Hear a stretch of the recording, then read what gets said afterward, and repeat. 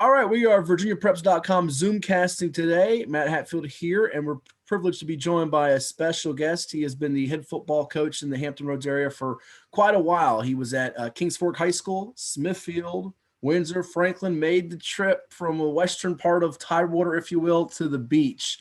Very coveted job, and did a great job there at Ocean Lakes High School in Virginia Beach, 39-14 in 5 years, led them to not only a Beach District championship, unbeaten regular season, but a state semifinal appearance a couple years back when they fell to his good buddy and Tom Hall and the eventual state champion Manchester Lancers. And despite a good year at 3-2 this season, unable to squeeze into the playoffs in Region 6A, but we say hello and congrats on a fine career. We'll find out if it's step down or retirement for Joe Jones, the former Virginia Tech Hokie and NFL player as well here, who was a nominee for the Don Shula NFL High School Coach of the Year Award about a year or two ago. Coach, thank you so much. It's always a pleasure talking with you. I bet it's been a whirlwind past 2 years, not getting a chance to play football, you and everybody in 2020, and then getting this abbreviated season, which was kind of funky, but still very, therapeutic for a lot of you football lifers. Yeah, it was. It was crazy and wacky to say the least, man. We just, you know me, I just kept preaching, stay positive, stay positive. We're going to play. And the fall came and we didn't. And I said, stay positive. We're going to play, keep working. And, when it comes, I said, in the springtime, we're going to play in the springtime now. And, in the springtime, you got to be ready. I tried to stress to them, be prepared and ready to play so that when we do, you're ready. And if the worst case scenario happens and we don't play, you were ready. The worst thing you want to happen is don't be ready and then we play and you're not prepared for it. And, a lot of guys took that to heart, I think, from Ocean Lakes and from other schools. And I'm sure there was a good mix of guys who busted their butt for an extra half a year to get ready, and some who may wish they'd have done more. But it came and we got it in, and I feel lucky that we were able to get a season in. Yeah, for sure. And I want to touch on this season, but also your entire football journey here during this Zoom session. But let's begin there with the news here. I know you've been pondering it for the entire year. How did you arrive at the decision, A, and then B, is it a temporary step down or is it a retirement for you in the game of football in terms of being a head football coach at the high school level? Well, I'll start by saying it's not a retirement for good from coaching football. It may or may not be. Oh, sorry. You're good. But it is a planned retirement from being a head football coach. Okay. In high school. My wife joked with me this morning. Now this is ironic that today, I don't know if I told you in the text, we had to go sign our updated wills this morning. Yeah, you did tell me. I was like, this is no correlation to me retiring from being a head football coach. But my wife said, I just have a feeling something will happen somewhere and you'll get a chance and you'll be on the sideline as an assistant. And I said, that's all I want, man. I can be a good kicker coach. I can be a holder coach. Football is never going to leave me totally. But I've always said, even when I first got to Ocean Lakes, this was my last head coaching job because, this was my dream job as far as being a high school head coach in Virginia. And it was the only job that I've ever said that I would leave Kings Fork for. Because I had a lot of ties to Kings Fork. My son and daughter both graduated there. My son played for me there. Still got a lot of great friends there. I wish them well. I guess now I'll be able to go back and maybe see a game or two there because I know I'll be going back and staying in touch with Dolphin football. And, I plan to be part of the Dolphin Club and the Booster Club and staying with that always as long as I can. But, yeah, it just I've been thinking about it for a few years, and you kind of know when I first started there the drive I had going back and forth to school, and didn't mind it at all. Even was eager to get up at 4:30 in the morning to start getting ready to make that drive, but it started wearing on my body a little bit, and I had some back, hip, and knee issues. And I finally got to a point after a couple of years, I needed to get something done. So I did. I know, back December of 18, I had a back surgery. And then a month later, I had another back surgery. Uh, um, Dr. Skidmore did a great job on my back. And then I had a hip replacement in July, that summer of 2019, and then another hip surgery in October of 2019. It was the week of the Green Run game. And I had the surgery Monday, and the doctors weren't too happy about it, but I said, I got to be somewhere Friday night and, get on the sideline. So I felt good. I felt good from January of 20 through this past, early January, but my shoulder started giving me some issues. So I went and saw my orthopedic, and it looks like I'm going to have shoulder surgery on both as soon as I can. From my playing days and coaching days, I've taken stock in cortisone. I don't know if I should say that or not. Probably not good for the young players to hear, but and all this stuff is attributed back to football and back in my day, we weren't allowed to block with our hands. We had to block with our shoulders, and my shoulders have taken a beating from it. And so I'm going to look at taking care of that. And as this season went on, I just kept thinking about it. I need some time. I need to do this and devote my time to just getting healthier. I mean, it's nothing serious. I don't have anything life-threatening, thank goodness, not yet, or I hope not at all.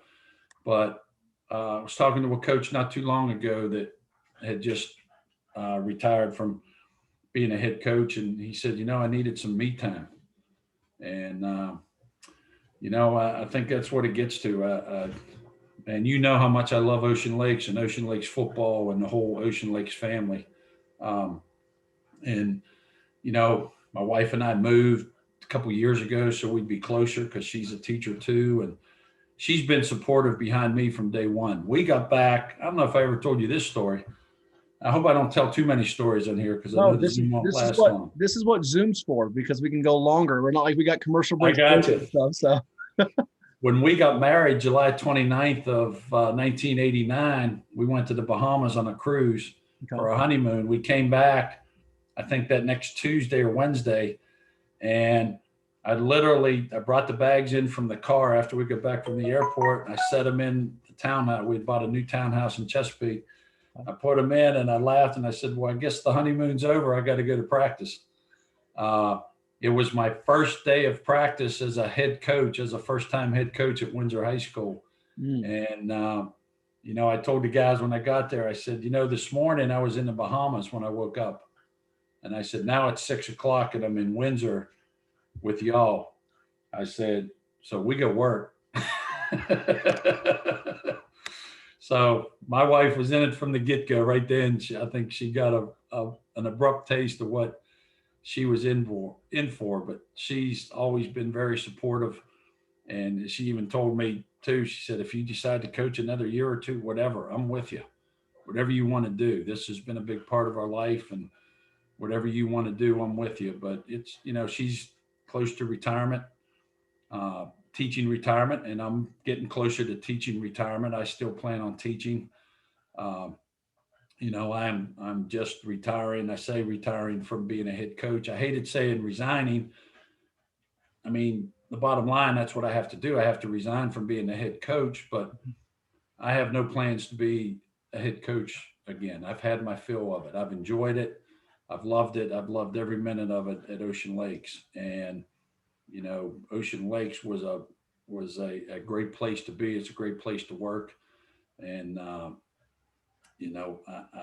that's what made the decision even harder is, you got a great job and it don't even seem like a job, so whether or not I'll get back on the sideline, I don't know. We'll see. If the right situation came up and somebody wanted me, I'd try to, but I want to get healthier. I want to get my shoulders taken care of over the next year and go from there. And I just felt like it was going to be, I try to be a mentally tough person And I stress, if nothing else, for every team I've ever coached about mental toughness and how it helps you in life. And I could go on for an hour Zoom just talking about that. And, my son and some of my other players that were Marines that came back and said the mental toughness I learned in football helped me get through boot camp at Paris Island. Oh, yeah.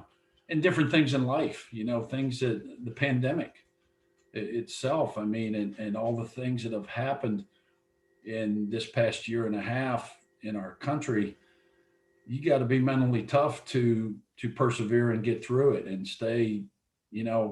I get more positive every year, Matt. I just, with my driver's ed classes, the first thing I talk to them about when I'm on the virtual with them, or in some of them are in the classroom, be positive, because nothing positive comes out of being negative. It's true.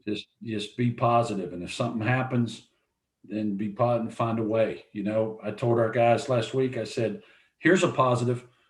We're the top Division 6A team in the Beach District. That's pulling a positive out of this season, and my hat's off to Princess Anne and Green Run. They beat us and they were prepared and played well. And that's the way it goes in football games. And is it tough missing out on the playoffs by 6/100ths of a point? Absolutely. We talked about that yesterday, but that's the way it is. And this past week was a testament, because we practiced Monday through Thursday and we had a really good week of practice. And we didn't know if we were going to be playing anybody or not.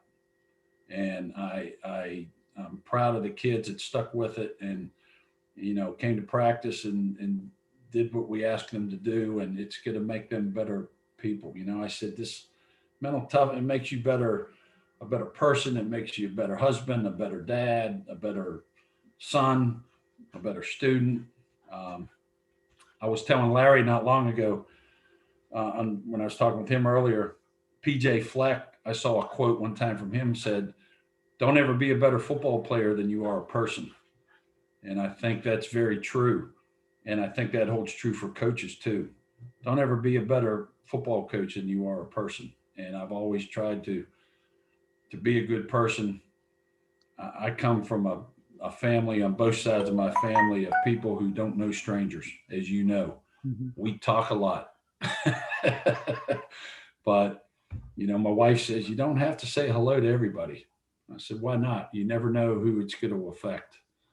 And it's just how I kind of lived my life. So I'm looking at this retirement from being a head coach as a positive.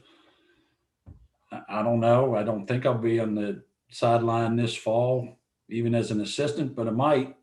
If not, I'm going to be following Ocean Lakes football and helping those kids get recruited and helping the new coach out as much as I can.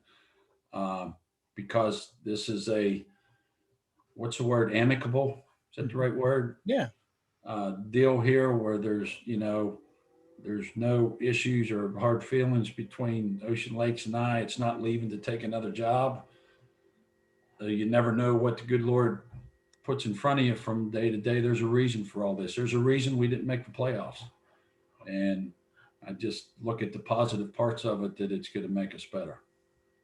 Well, and I'll say something for what you've meant to us and everybody in the media profession. I think I can speak for, and what you've done in terms of access and the relationship. It's second to none. And there's a lot of Hall of Fame coaches, Joe, out there that aren't Hall of Fame people, to kind of talk about what you mentioned with being a quality person. And you would be unanimous when it comes to Hall of Fame voting in terms of your character and what you do for the kids and the people, wherever you've been, whether it's been at Ocean Lakes or Kings Fork or Windsor, you name it. And I know you're beloved by everybody that's a Hokie as well. And I think your wife, Sandy, is right, though. I think there's still some football left in you. I'm not sure what capacity. It might be in the analyst booth doing some games with someone like me or somebody one day. You never know. Go. The coach. I was going to bring that up. It brings me back to a former Hokie who you might even have a story with. I'm sure you know quite well, Bruce Arians. And his wife said when he left the Colts, and he had some different kind of health issues than what you've got with the shoulder, the knee, the back, all that different stuff. Are you out of this, Bruce? And he came back from the Colts to the Cardinals, and then he retired, had the teary-eyed retirement. And he came back to the Bucs when he never thought he'd coach again, and he won a Super Bowl with Tom Brady this year. I think in some way you're going to be in it because you're just you invest so much. You know, I hear the phrase all the time, invested over interested, and your investment with these kids and the energy and the passion, it's infectious. I think another thing that sticks out about you is wherever you go, you make it better. And that starts with that first gig from Windsor. You guys went 3-7. I see the first year. The next year, you're making the playoffs. Ocean Lakes, you inherited a situation that wasn't the best. We know Chris Scott did an unbelievable job winning a state championship. It didn't end the best. You guys went 5-5, but a couple years later, you're playing in the state semifinals. And in Kings Fork, a school that was relatively brand new, you come in after Cecil Phillips, you wonder what direction is this program going to go in here. They were on the trajectory up, and you took them to another level, and you guys knocked off Phoebus in a postseason game. Kind of what is the – I don't know if you have the secret to the success in that, but what in terms of building a program, what is the thing that matters to you? Is it more about the X's and O's, the Jimmies and the Joes, or just about building that family mentality and cohesiveness, because that matters more in your eyes than just the X's and O's and the technical standpoints of football? I think you hit it. It's a combination of everything, but I think first and foremost, and I hope I can keep a straight face here, because I told my kids as I get older, I get more emotional. And every game this year, I was emotional, and I broke down in front of them, you know, in our pregame stuff before we hit the field, because you just don't take things for granted. Don't take it for granted. You get to play this play. You know, guys get hurt and don't get to play again. And I've been blessed, and I mean, even through those surgeries that year, I got to coach all the way through it. Had a lot of help from some great coaches that, you know, took care of things from January till the end of March that year. But I think first and foremost, guys got to know you care, and they got to know you love them, and it's got to be personal. It can't be just about wins. And that's a big part of it. Don't get me wrong. I've always said, you know my personality, but don't ever mistake my laid back personality for not being a competitor and not wanting to win. I used to be a jerk about it if I didn't win in my probably the first 13 years that I was a head coach, and even as an assistant coach. What changed you? And this brings up a story. When I met my wife, I was an assistant at Suffolk High School, which, later became Nansen River and Lakeland. And her brother played for me. And everybody wanted me to meet Kevin's sister, Sandy. She was at East Carolina. And I was like, cool. But we went 0-4 to start the season. And I didn't want to meet anybody after the game. I just was like, I'm not in the mood for this. Then, of course, I saw her, and I thought, man, I'm out kicking my coverage here. But her brother got hurt one night, and we ended up meeting in the hospital. I gave her a ride to the hospital after the game, and we literally, her brother was laying in the emergency room bed, and we were on either side of him getting to know each other and talking. And I was supposed to take him on a recruiting visit to Hampton-Sydney football the next day. Oh, my. I said, at the end of the night, I said, well, I guess Kevin's not going. I said, would you like to go on a date? Our first date was a Hampton-Sydney football game. How about that? And, so I guess she kind of got the hint right away. And, to me, I think for both, it was love at first sight. I know it was for me, because this is late September, early October, February 14th. I proposed because I wasn't waiting, and she said yes, and we got married that July. So we met, courted. She was still finishing school at ECU, and I was coaching at Suffolk High, and going down there to visit on weekends and everything. My first visit to ECU was on Halloween night. I'm sure you know the ECU reputation of Halloween night. I bet.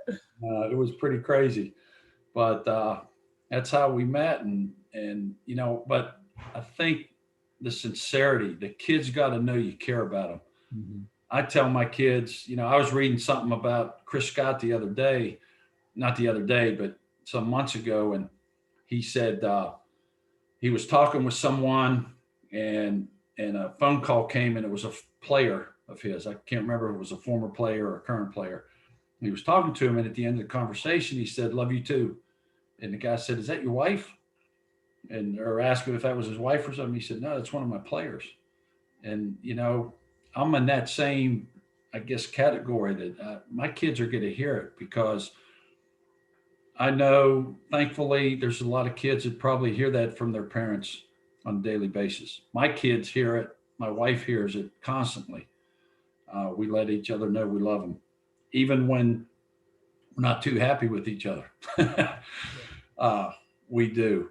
But I tell my kids all the time, because I always think there's some kids out there in this team that maybe don't hear that, and they need to hear it. And it's not always about, mom saying I love you to her son.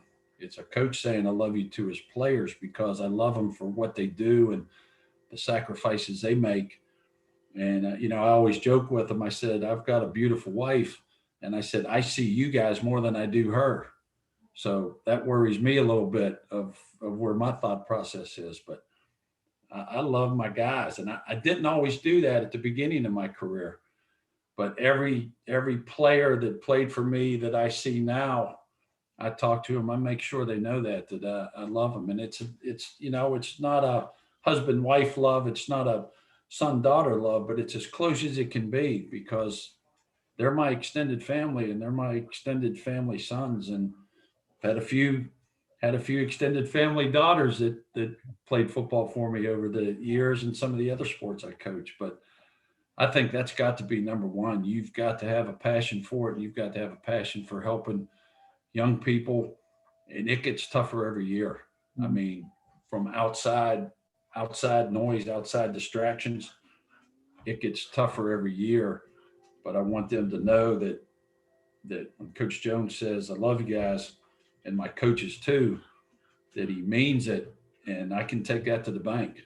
We may not always agree, because, over the years, there have been some ruffled feathers with parents and coaches and administrators and everything. But, you got to love what you're doing. And I'm fortunate to have had 26 years as a head coach loving it.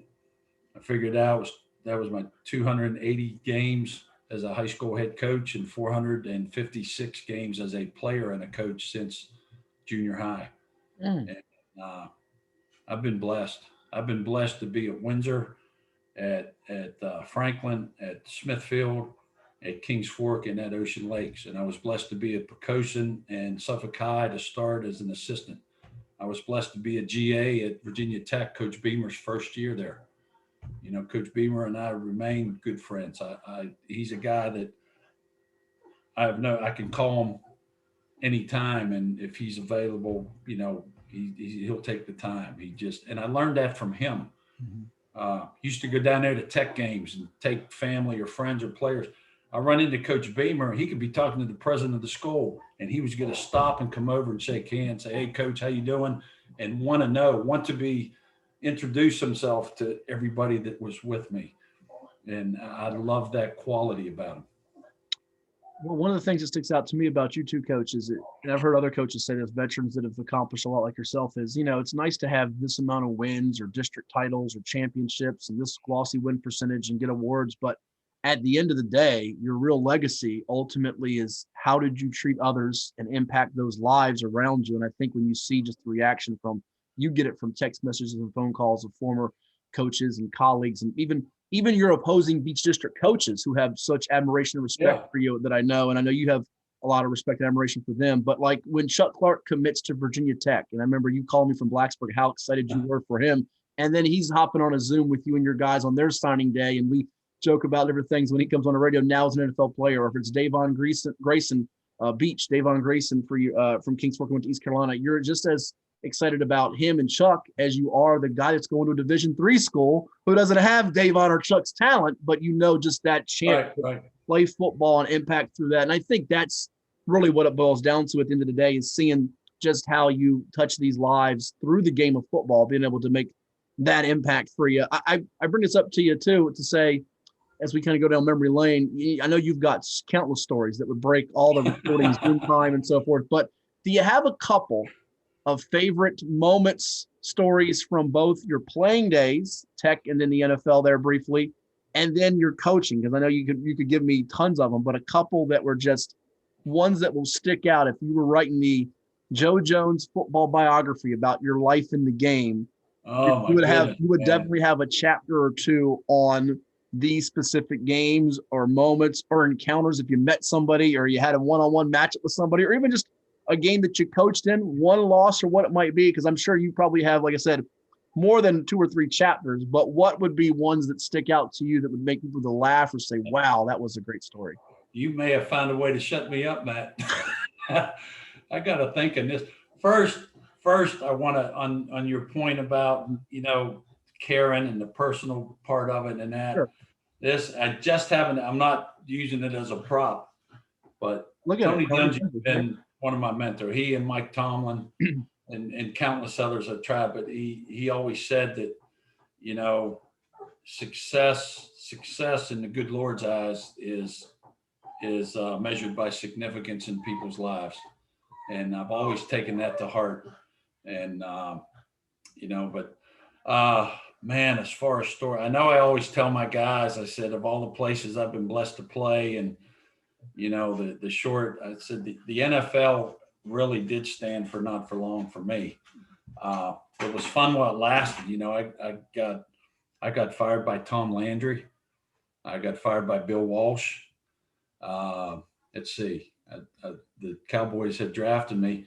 I remember going to when I first moved to Dallas in the summer, and I was going to start with high school, but this just sticks out. I remember when I first got to Dallas, and I saw when they said, "Man, you'll be surprised at the training facility of the Cowboys." This is 1985.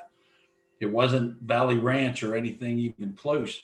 It was a big old blue metal building in the middle of the city with an old motel behind it that they said George Allen used to rent out the top rooms in the hotel the week they played the Redskins, and he would put his spies in there so they could watch the Cowboys practice. And but I remember once the story there, meeting that Danny White was a quarterback, Too Tall Jones was there, Randy White was there, all those guys. The only way you could tell it was the Cowboys facility was it's an old blue building, but the cars out front were Mercedes and, Jaguars. And that's when you knew somebody special was in there. Now, Randy White was an F-250 jacked up. And, but I remember going to work out one day. I'd go in there every day to work out, and I'm finishing my workout, and Too Tall Jones comes up and he says, "Hey, rookie," he said, let's do some abs. I was like, "Yes, sir." And it was 2 incline ab machines, where you hook your feet up top and you incline, you come up, and you have a medicine ball, and you're tossing the medicine ball back and forth. Like when I come up, I toss it to him, then he goes down and up, tosses it to me, and we do that. And he must have thought I was a goofball because I'm doing abs. I'm already tired, and I'm thinking I'm doing an ab workout with Too Tall Jones. Now, granted, I'm a Steeler fan, and I enjoyed the Steelers beating them in the Super Bowls, but I'm with Too Tall Jones. And every time I come up to get it, man, I'm grinning from ear to ear. He's about 40 years old, and he's tired of doing all this stuff, and he's grimacing, and I'm just grinning and smiling, and, but I was doing that. And I remember the first time I lined up when the veterans came in, and I lined up at tight end, and Mike Hagman was the all-pro outside linebacker. He was on my outside. Too Tall was lined up as a defensive end on my inside, and Randy White was the 3 technique. And I remember thinking to myself, man, I'm in it now. And then, of course, when I left and went to Buffalo, and that was a great experience. Bruce was there, my old teammate, Bruce Smith was the top pick there. And I went through training camp there and went through the preseason there because they had they had a guy injured, a tight end injured. So they brought me in. And I remember going to the first preseason game, and we were in the Silver Dome. before they, when Detroit had the Silverdome. And I go out, and they hadn't even had time to put my name on the back of my jersey. I was number 32, I think. And I go out, I hadn't even practiced with the team. When I got there, it was a walkthrough, and then we got ready and left for Detroit. Wow. So I don't know where to go at warm-ups or nothing. Guys are coming up doing warm-ups, like high-fiving me. Hey, rookie, hey, what's your name? That was my first preseason game. I think I got a couple snaps on special teams, maybe, but that was it. But those were good stories. I went to the 49ers when Montana and Dwight Clark and Jerry Rice, and I told this story. I tell it every year to my receivers and my running backs. Roger Craig and Jerry Rice were there, two of the hardest working guys I've ever seen. Every time they ran a route, every time Jerry ran a route and caught a pass, whether he was at his own 20 or the other 20, he scored. He sprinted to the end zone and scored. Roger Craig, same way. He's running through, where they're not tackling. He's going to score every time. He just got used to doing it. And then look at the careers they had. Montana was just such great touch on the ball, and it was neat being teammates as brief as it was with those guys. And then I went to Houston Oilers with Jerry Glanville, and now that's a character right there. I don't know if I should tell this story, but you'll believe this story, Jerry. Okay, go ahead. I get there for what's it called, mini camp. I get there for mini camp in the summer, and I'd signed as a free agent. I had just coached at Pocosin as an assistant. Okay. And they were looking for a new head coach there. And I got a call from my agent and said, you got another shot if you want it with the Houston Oilers. And I said, hopefully I'll get a chance to be a head coach in high school. I'm not going to get a chance to.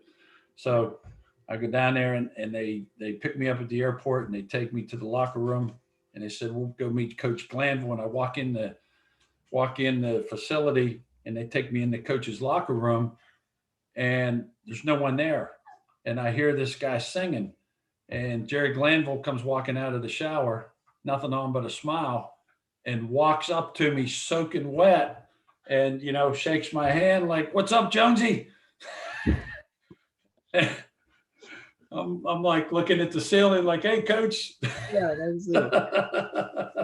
Classic. So that was going some other stories I probably can't tell on this with sometimes, but it was a lot of fun. I was in Minnesota with Jerry Burns when he was a coach. I used to laugh. He looked like an old farmer that had been out in the sun all day for 60 years.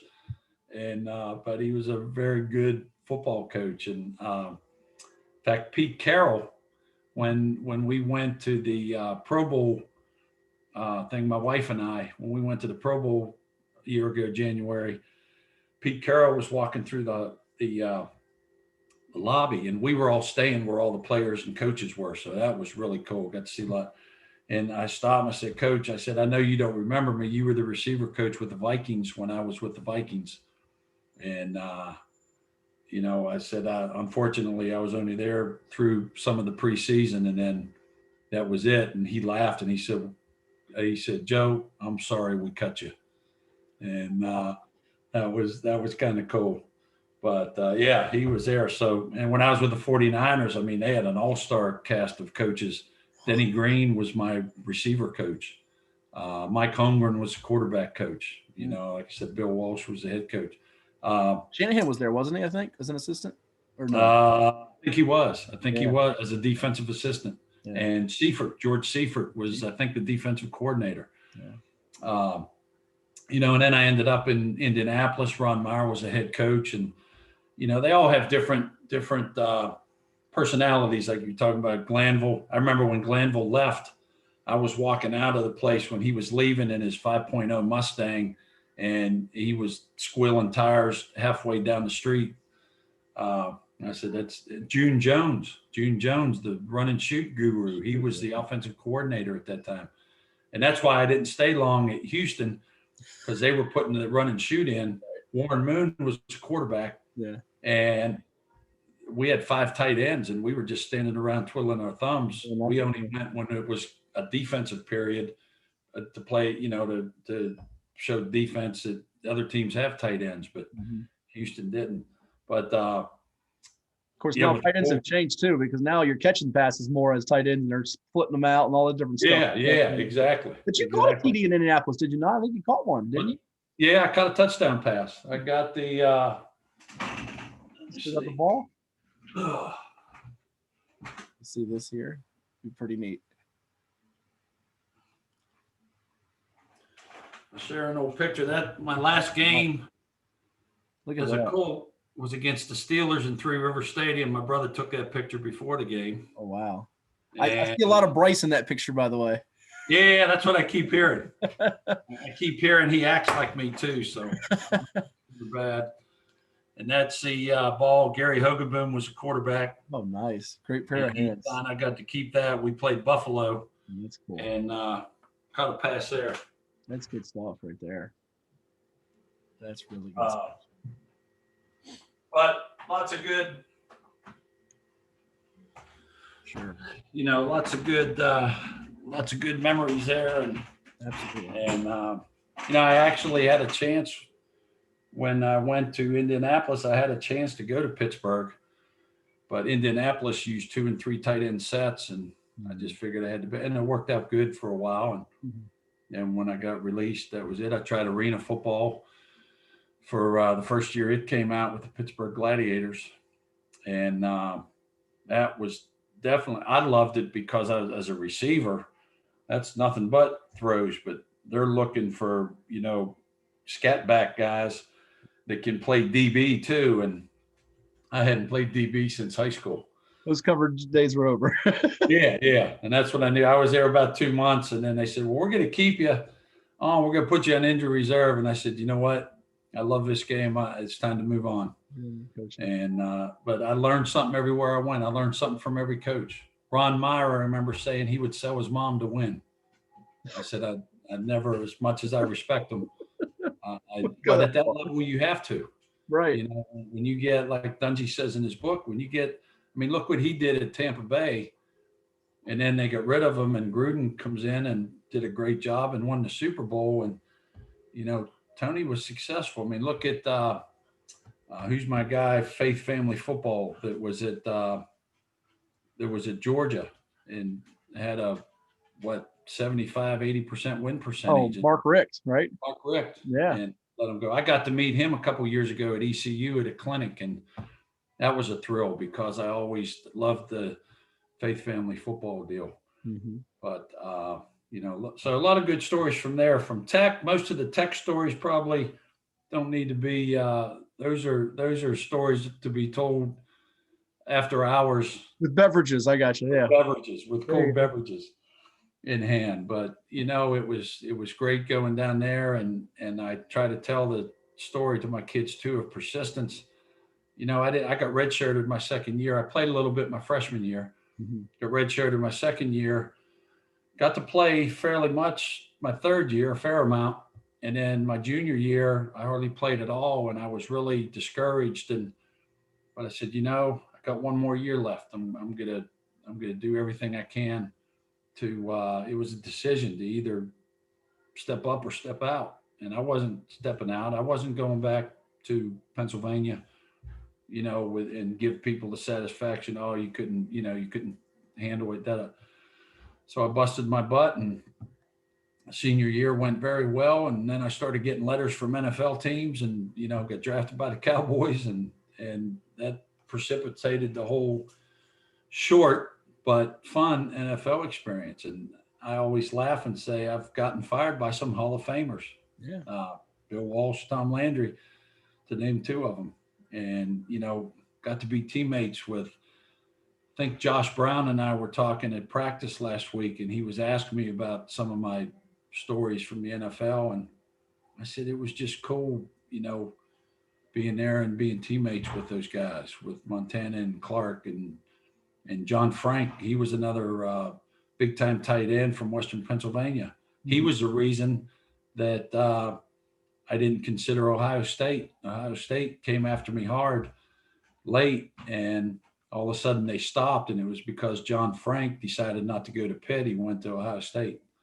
And then Pitt amped up the Pitt amped up at the last minute. I always thought I was going to end up at Pitt, but I got to Blacksburg, and it reminded me a lot of my hometown and reminded me a lot of State College.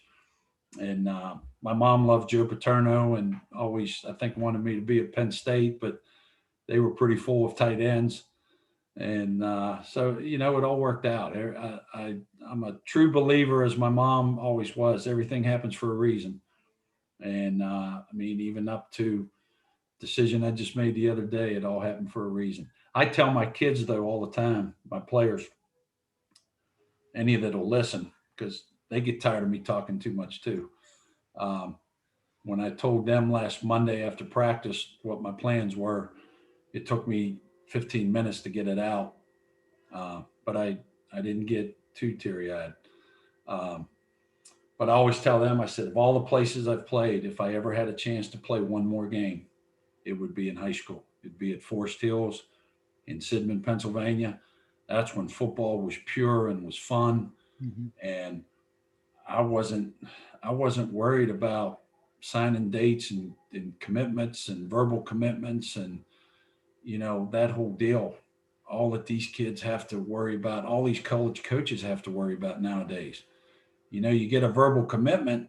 That's a verbal commitment, man. You still got to recruit your butt off till signing day. So true. And it goes both ways. There's sometimes when college coaches make decisions that make you scratch your head and think, okay, why are you doing this to this kid?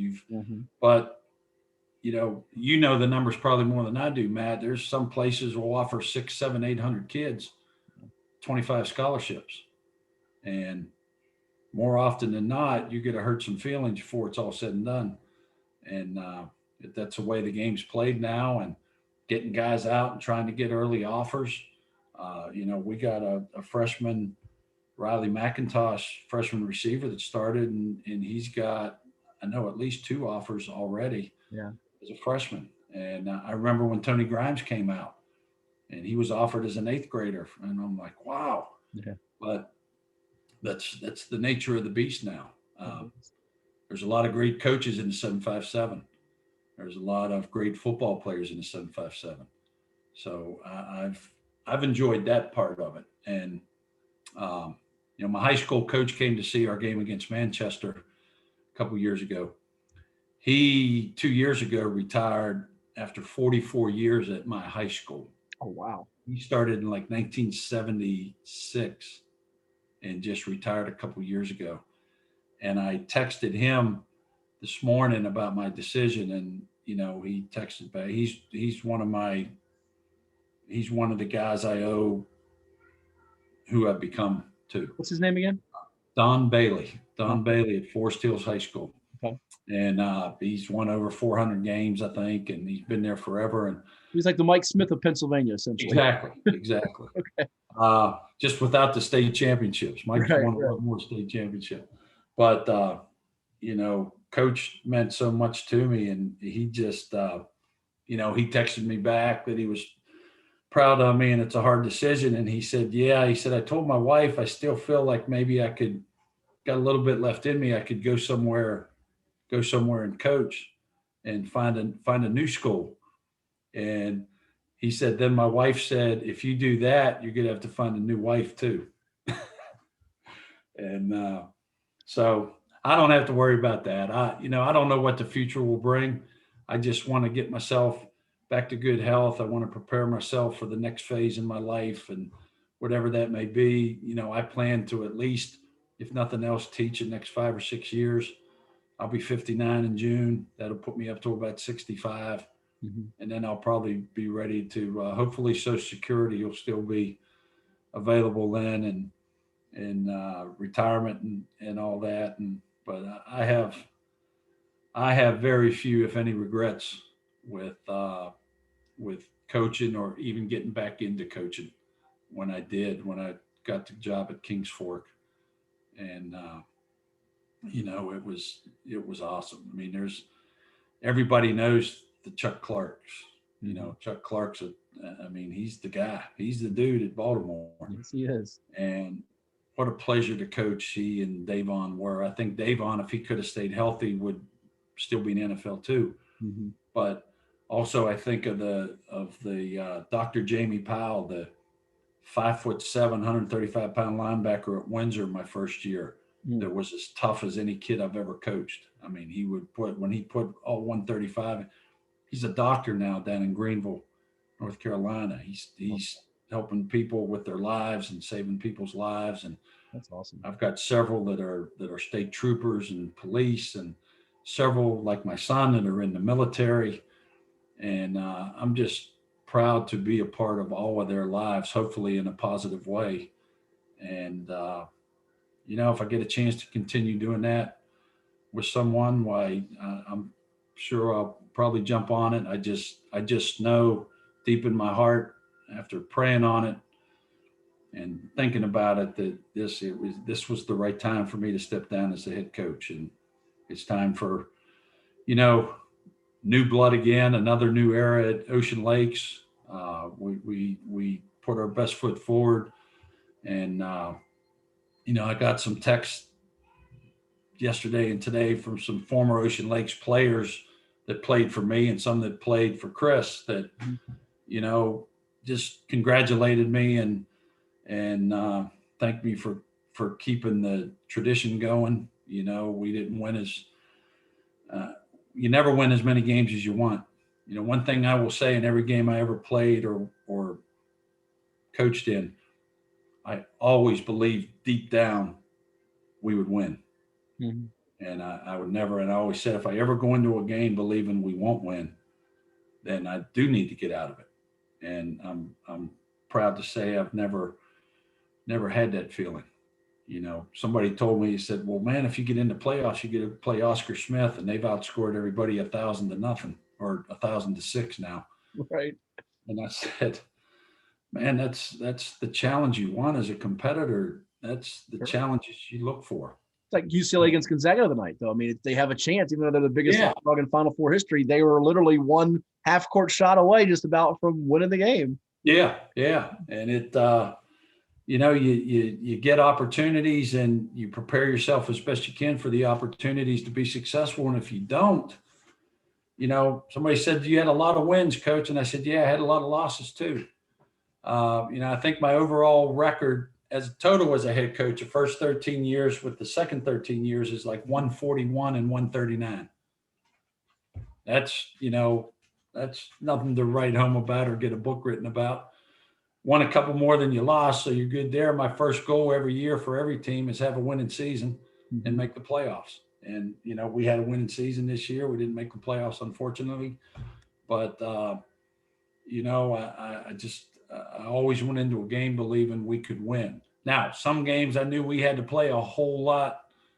We had to do a whole lot of good to have the chance to win, but we could still win because that's why we play the game. Right. And I always tried to, I know sometimes we get heated back and forth in competition and with coaches and all that, but I have so much respect for all the coaches I've ever coached against, and especially the Beach District guys. I texted all of them yesterday in a group text and thanked them for, not just being good coaching friends, but being friends. Mm-hmm. And I appreciated the competitiveness and competing against each other. And I've always tried to kind of, I don't know what the word is I'm looking for. I always try to look at each game like when it's over, it's over. You get a win or you get a lose.